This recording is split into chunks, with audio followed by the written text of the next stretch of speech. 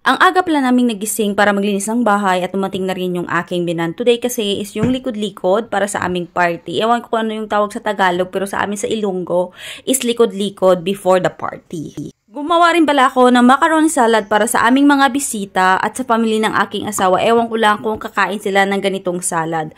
Pero meron din akong inimbitahan ng mga Pinay na mga kaibigan ko. Yung circle of friends ko dito sa row is maliit lang talaga kasi gina-screening ko sila bago ko sila maging kaibigan. Char! Mapili kasi talaga ako sa kaibigan kaya konti lang yung mga naging kaibigan ko dito sa row. Pinad ko pala yung nagbantay kay Indayana for a while kasi mabilis lang namang gawin yung salad. Tapos tinikman din ito ng aking biyanan and medyo gusto niya ng konti pero hindi talaga totally na gusto niya yung ganitong salad. Hello palangga, good morning. Nagtapon ako ng basura. Grabe kay init mo.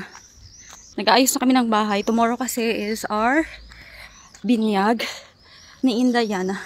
And at the same time is magpapabless kami ng aming ring ng aking asawa para din siyang kasal. Dadaan ako dito sa may boom kasi later pupunta yung other relatives ng aking biyanan sa bahay. And wala kaming may offer sa kanila na pagkain. So sabi niya sa akin, bili daw ako ng pagkain dito sa boom. So, samahan niyo ako. Kapag may mga bisita kami, dito talaga ako madalas na bumibili ng mga pagkain na inihanda namin sa aming mga bisita. Masarap kasi yung kanilang mga cake and of course yung mga ganitong uri ng prajitura. Before, meron akong kaibigan dito kaso nga lang umalis na siya, nagtrabaho siya doon sa kabila. Wala pa yung cashier dito sa counter. Nandito na siya. Buniziwa. Mask.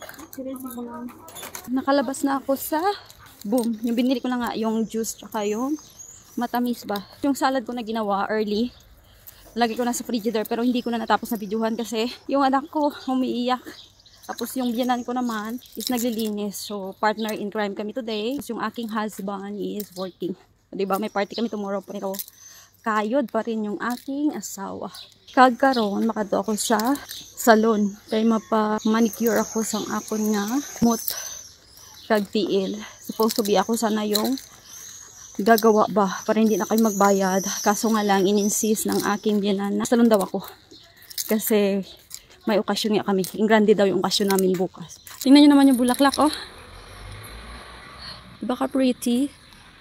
There's another color. Pakyat na ako sa aming apartment. Tomorrow, kapag dumating yung aming mga bisita dito sa aming bahay, isihingalin talaga sila kasi nga sobrang taas namin. Nandito kami sa 4th floor at wala kaming elevator. Naglagay din pala dyan ng pa-welcome yung aking biyanan. Super saya talaga ng aking biyanan today kasi nagsama-sama silang mag-anak. Sumama rin palang umalis yung aking biyanan kasi may bibilhin pa siya sa labas. Umalis na yung aming bisita. Yung bisita namin is yung kapatid ng aking biyanan. Binyag bukas ni Indayana. Bukas na pala yung binyag ni Indayana. Pero bago yan, unboxing natin yung kanilang binigay kay Indayana. First is, merong pera. Pag first time mo na nakita yung bata, yung tradisyon ng pamilya ng asawa ko is nagbibigay sila ng pera. Meron din silang pa-chocolata.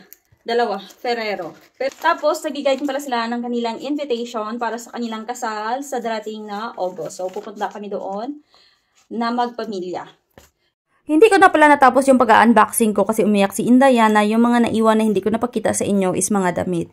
Then, ito na nga, nililigpit ko na yung mga pinagkainan ng aming mga bisita para naman kapag dumating yung aking biyanan is hindi niya na kailangan pang linisin o hugasan yung mga pinagkainan.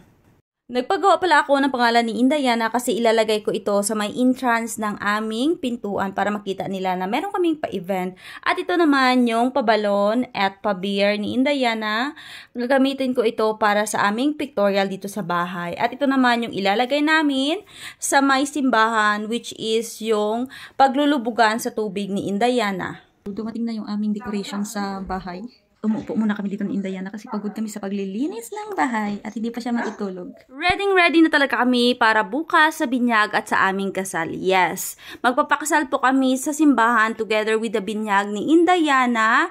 Before kasi kinasal kami ng aking asawa sa civil.